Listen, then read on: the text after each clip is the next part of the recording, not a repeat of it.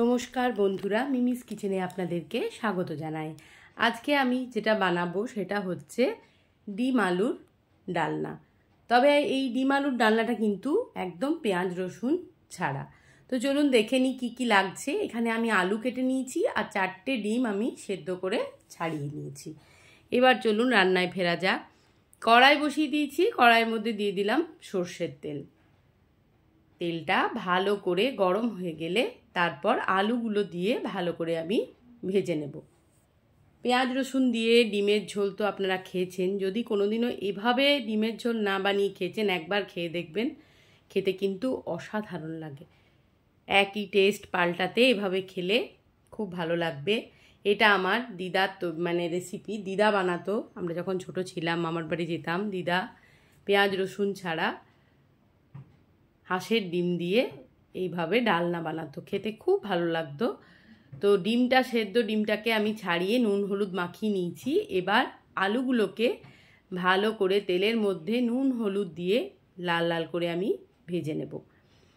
এরপর একটা মশলা তৈরি করব। গ্রাইন্ডার নিয়ে নিয়েছি, এর মধ্যে একটা গোটা টমেটো দিয়েছি। শিলনোড়ায় বাটতে পারলে খুব ভালো, না হলে গ্রাইন্ডারে আমার মতন দিয়ে দেবেন। আদা দিয়ে দিয়েছি হাফ ইঞ্চি, দিয়ে দিলাম 2টো পাকা লঙ্কা, তার সাথে দিয়ে দেবো নারকোল আর দেব কাজু বাদাম, 4-5টা কাজু বাদাম, নারকোল।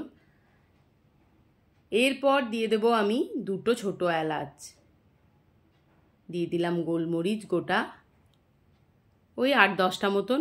তারপর দিয়ে দিচ্ছি 1 চামচ, ছোটো চামচের 1 চামচ জিরে, দিয়ে দিলাম 1 চামচ ধনে। এবার দিয়ে দিলাম অল্প হলুদের গুঁড়ো, তার সাথে হিং। এবার এটার একটা স্মুথ পেস্ট বানিয়ে নেব। আলুটা দেখুন ভাজা হচ্ছে, সুন্দরভাবে আলুগুলোকে ভেজে নিতে হবে।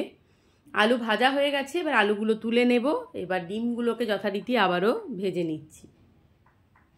খুব বেশি ভাজবো না, দেখবেন ডিম যদি বেশি ভাজা হয় ডিমের যে গাটা শক্ত হয়ে যায় চামড়ার মতন, তাই হালকা ভেজে ডিমগুলো আমি তুলে নেব, খুব বেশি ভাজবো না।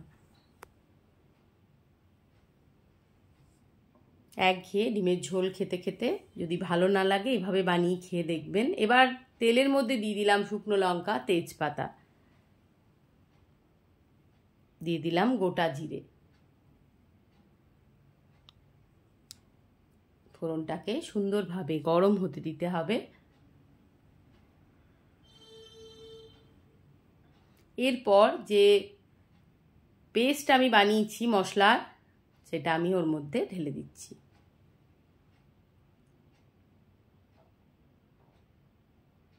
বেশ সময় নিয়ে খানিকক্ষণ ধরে মশলাটাকে একদম সুন্দরভাবে কষিয়ে নিতে হবে, যাতে একদম মশলা থেকে কোনো রকম কাঁচা গন্ধ না ছড়ায়। এবার গ্রাইন্ডারটা ধুয়ে বাকি একটু জল ওখানে আমি অ্যাড করে দিলাম। এবার ভালো করে দেখুন কষিয়ে নিচ্ছি, সময় ধরে কষাতে হবে, যাতে মশলার কোনো রকম কোনো কাঁচা গন্ধ না থাকে। এই ডিমের ডালনাটা এত খেতে ভালো লাগে, ভাত, রুটি, পোলাও, পরোটা যে কোনো সাথে আপনারা এটা খেতে পারবেন। ভীষণ ভীষণ খেতে টেস্টি হয়। নুন দিয়ে দিয়েছি, তারপর দিয়ে দিলাম মিষ্টি, স্বাদের ব্যালেন্সটা ঠিকঠাক করার জন্য। দেখুন মশলাটা অনেকটা কষিয়ে আসছে, কালার চেঞ্জ হতে লেগেছে মশলার।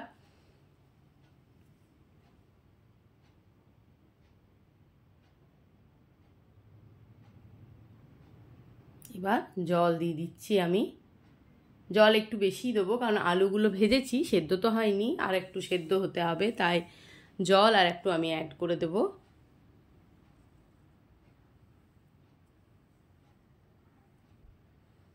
আলুগুলো দিয়ে দিলাম।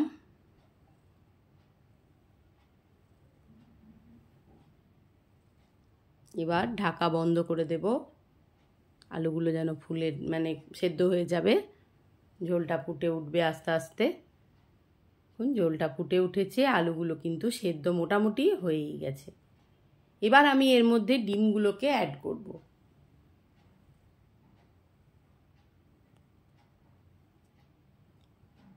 ডিমগুলো এক এক করে ওর মধ্যে দিয়ে দিচ্ছি। দিয়ে দিলাম কাঁচা লঙ্কা একটা চিড়ে রাখা,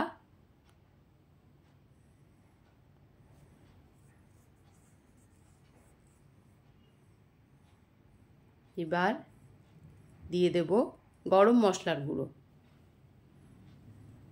আর দিয়ে দেবো অল্প পরিমাণে ঘি। যারা ঘি পছন্দ করেন না স্কিপ করতে পারেন, যারা ভালোবাসেন তারা অবশ্যই দেবেন, খুব ভালো লাগে ফ্লেভারটা সব মিলে, গরম ভাতের সাথে জাস্ট জমে যাবে।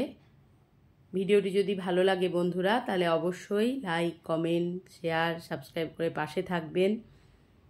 সবাই ভালো থাকুন, সুস্থ থাকুন, আবারও দেখা হয়ে যাবে পরবর্তী কোনো ভিডিওর সাথে। ততক্ষণের জন্য সবাইকে টাটা।